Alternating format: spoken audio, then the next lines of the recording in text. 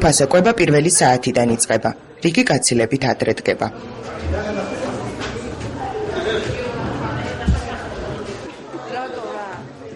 აქ მოდის ყველა, ვისაც სახლში საჭმელი არ აქვს და ისიც, ვისაც არც სახლი აქვს.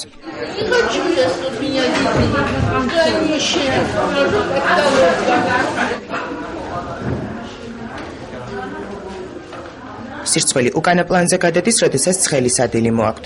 პირველი წვნიანია.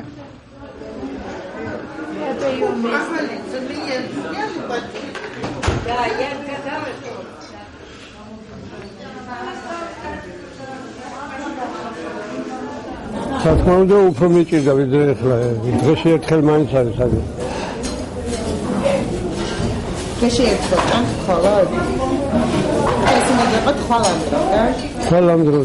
ხვალ 2 საათამდე ვიქნები დასი. ხვალინდელ სადილამდე ეს პური შეეშველება. მორჩენილი ნაწილი სახლში მიაქვს. წინ შიმშილის 24 საათია. ძლივიც მოვდივარ აქამდე ეს ლუკმე შევჭამო ისე ძირითადად უკვებებით არის ეს ძირითადად ეს არის მიწი არაფერი მიმაქ ეხლა ეგრეთი ხარ ჩავიყარე ცელოფანში და პური და ესა და მიმაქ რომ საღამოთი რომ მომშვიდება ეს შევჭამო და დილამდე მოვიწმინო და მე დილით ადრე ავძგები და მოვდივარ აქეთკენ ახლა თქვენ უსადილო ხარ და მე მასადილები ვარ და უხერხულია ნაბარა მე რო ვიცი შიმშილი რა არის მოვდივარ ხოლმე სულ კანკალებ ჩქარა გამომიტანეთ რა საჭმე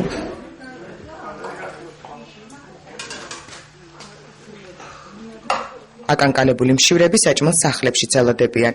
ეს ულუფა მათთვის არის, ვისაც კათარზისამდე მისვლაც არ შეუძლია.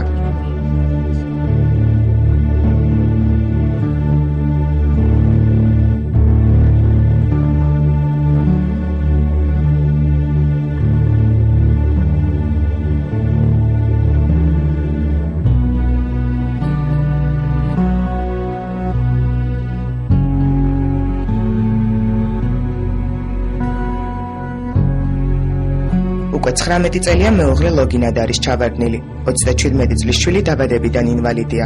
ერთადერთი ვისაც სიარული შეუძლია ოჯახის უფროსია.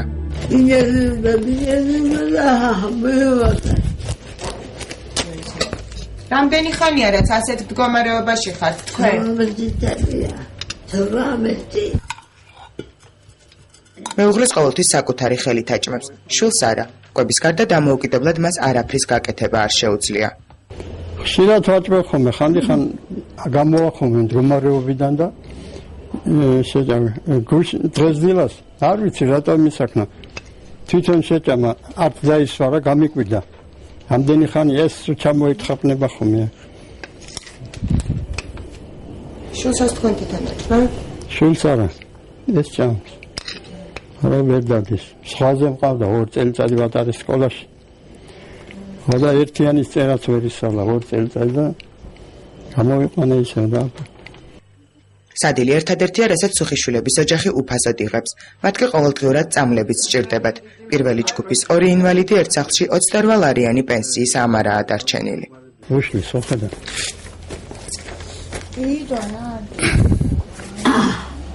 აივნიდან ოთახამდე მისვლას 40 წუთი სჭირდება. გზას კათარსისამდე უფრო ნაკლები.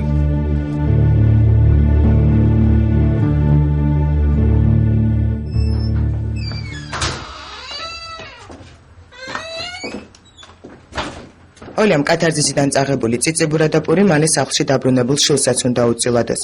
ეს ერთადერთი პროდუქტია, რაც მის სახლში ახლა მოიძებნება.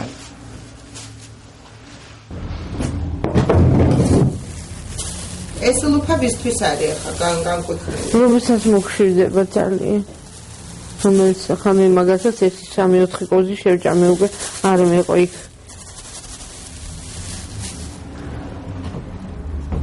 სარდაფი, სადაც ოლია და მისი შვილი ცხოვრობენ, მათ არ ეკუთვნით. მას შემდეგ, რაც ოჯახმა სახლი დაკარგა, მეგობარმა აქ შეიფარა. ოღონდ გაზაფხულამდე. საწავლენ მერე ჯერ არ იციან. ჩემი მადლი გეყოფათ შვილი. გეხვეწების, იქნება დამეხმაროს, რომ სადღაც რაღაცა 2 მეტრი კუთხე, რომ ერთი მარტო საწოლი, ერთი საწოლი დავდგა და არ დავეძებ სხვას, ესენი ჩემი არაფერი არ არის. ვინც უსახლკაროდ დარჩა, კათარსისში მივიდა. თავშესაფარი მოძებნეს იმათაც, ვინც თავისივე სახლში ზედმეტი აღმოჩნდა. შვილების მიერ უარყოფილი მოხუცები ცხოვრების ბოლო დღეებს კათარსისში ითვლიან. შვილებთან არ იყო საშუალება. რატომ? რა ვიცი, აბა არ მქონდა მე, ჩემი ბინა არ მაქვს განაცვალე და შვილთან არ შეგეძლოთ, რო გეცხოვრათ? არა. რატომ? არ აქვს, ბიჭს ბინა არ აქვს, აი ესე ნანგრევში ცხოვრობს რა, თავისი 2 გოგო ხავს უკვე მოზრდილები, ძოლშვილით და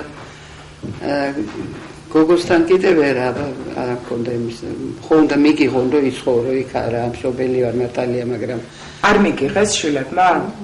არა ქონდა, არა ალბათ, ხო. 74 წლის ბაბულია 1 წელია თავშესაფარში ცხოვრობს. როდესაც ყვარელიდან თბილისში შვილებთან საცხოვრებლად მიდიოდა, არ იცოდა რომ დარჩენილი ცხოვრების გატარება მათ გარეშე მოუხდებოდა. ახლა უკვე დანამდვილებით იცის სად არის მისი სახლი და ვისთან ერთად გავა სიბერე. მისი ლექსებიც მათ ეწყნებათ. მარტოობისგან მიხსნა ზაირამ, მე მათთან მინდა რომ გავიხარო. როდის დაწერეთ ეს ლექსი? რამდენიმე თვის წინ. აქ ზაირა ვინ არის? ზაირა ჩვენი უფროსი. მას მიუძღვენით ეს? აი ეს ქალბატონი ჩვენზე. კი და ესე იგი მეუძღვენი ესე რომ ამან მიხსნა მე მარტოობისგან. ბაბულიასთან ერთად თავშესაფარში კიდევ 17 მოხუცი ცხოვრობს. მათი ისტორიები ერთმანეთს გავს. განცდებიც ერთნაირად მძაფრია. აი ეს რომანი და ეს გოგოა. ქმარი 16 წლის წინ ოსეთში დაეღუპა. გოგო მოგვიანებით 53 წლის ასაკში გარდაეცვალა. ბიჭი ჯერ რუსეთში ცხოვრობდა, შემდეგ მექსიკაში წასასვლელად გზის ფული რომ დასჭირდა, მოხუცებულ დედას ერთადერთი სახლი გააყიდინა. ვინაც გავყიდეთ შვილო, გზის ფული ხო სჭირდებოდა ცოლსა და ქმარსა და წავიდნენ. თქვენი გაყიდეთ რომ მექსიკაში გაშოთ? ხო, მაგრამ რა გვექნა და აი ესე მომიხდა აქ ყოფნა. როგორც კი მე მოვათავებ იქ ყოფნასო, ჩამოვალო და წაგიყვანს შენცაო, გავაკეთებ საქმეს და ეს ბოლო სიტყვები იყო, რაც ეთერიაძემ შვილისგან 10 წლის წინ მოისმინა. რამდენი ხანია, რაც მის შესახებ არაფერი არ იცით? კაი მოწიწადია. წერილიც არ მოუწერია? მომწერა და სად მომწერა და ხო გაყიდული იყო ის ადგილი გათი. არის ეს ვაკავა. ერთადერთი წერილი ძველი სახლის სადარბაზოში 7 წლის წინ მეზობელმა იპოვა და ეთერს მიუტანა. შვილის ნაცნობი, რომელიც მექსიკაში მასთან ერთად ცხოვრობდა, წერდა, რომ შვილი მუშაობს და კარგადაა. იქნება მიპოვნოთ და ჩამოვიდეს. ეთერისგან განსხვავებით 77 წლის ჯულია ელბაქიანის მდგომარეობა შვილმა ზედმიწევნით კარგად იცის. ბიჭმა სახლი გაყიდა და კიევში წავიდა. დედა უსახლკაროდ დარჩა და თავი კათარზის შეაფარა. ეს 4 წლის წინ მოხდა. ჯერ არ რეკავდა აქა, აი ბოლოს ერთხელ დამირეკა და მითხრა დედა როგორ დავრეკო მე უპატრონო სახლში ვერ ვრეკავ და ეხლა დამირეკა ერთხელ. რა გითხრათ? აი ჩემი ამბა. რა გითხრათ, რა დაგირეკათ? ნუ დამირეკა, ნუ გეშინია, აბა მე 77 წლის ქალი ვარ, რამდენი უნდა ვიცხოვრო, რომ არ მეშინოდეს.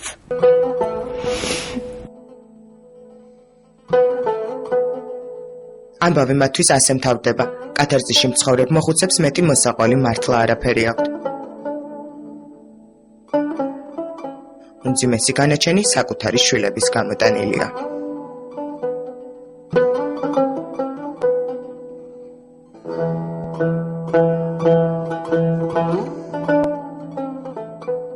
შეიძლება მრავალგადასახადი.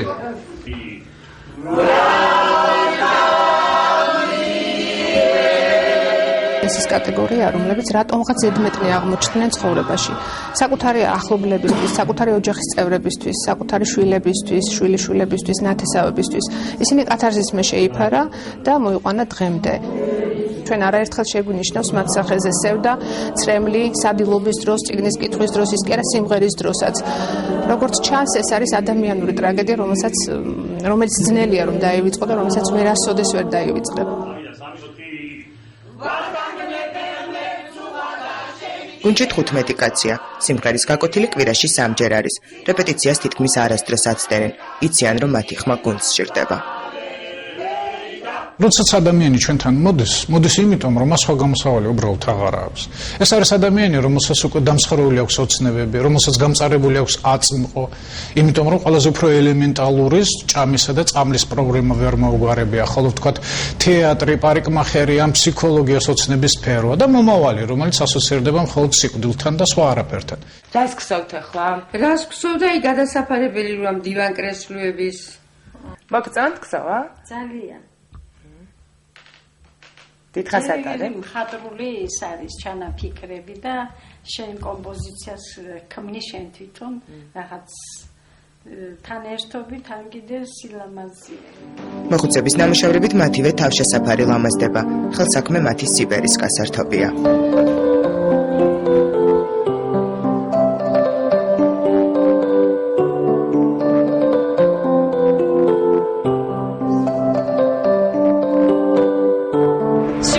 Встречать вас.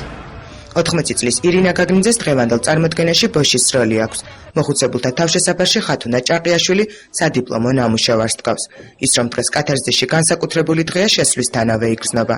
თუმცა ფერადი თეატრალური კოსტიუმებიდან ცხოვრება მაინც შავთეთრად ჩანს. აქ ყველა ვართ გაჭირებული ხალხი, დაღურემილი ხალხი. ჩვენ მოდივართ დილის 10 საათზე და 5 საათამდე ტელევიზორს უყუროთ, სახში ვეღარ უყურებთ, მის გადასახდელი ფული ჩვენ არ აქვს. ამიტომ ჩავერთვე მე ამ ბავშვი, რომ ცოტა ხან დაუიწყო ეს საშინელი ცხოვრება. ის ვისაც საშინელი ცხოვრების დავიწყება სურს სცენაზე დგება და წარმოდგენა იწყება. სახეზე გაყოფთ და მაყოფილობა ვიწყებთ პირველ განყოფილებას. აბა დაიკითხე მათ კავანჩი რა გიწერია? თუმცა ვაში თუმცა ხალაში ოქრო. შენ კარგად არის რომ ხანუმასა? მოწვად მინდი ხარ საით მიდი ხარ. უდა შენი როცა ჩვენ ეკლესიაში წავიდე და ჯვარიდა. ხო კარგია.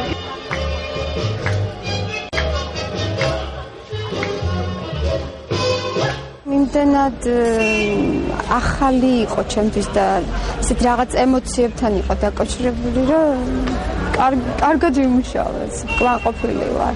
ცოტა რაღაც ისინი მქონდა, რა თქმა უნდა, კონფლიქტები მოხუცებთან, პატარა ბავშვები არიან, ცოტა ეს მინდა, ეს არ მინდა, მაგრამ როგორღაც მოვედით აქამდე და გავჩვენეთ სპექტაკლს. ხანუმა დასრულებულია. კოსტიუმებიც გარდერობს ჩაბარდა. ხვალიდან ცხოვრება ისევ ჩვეულ რითმში ჩაჯდება. სადილის რიგი დილიდან დადგება.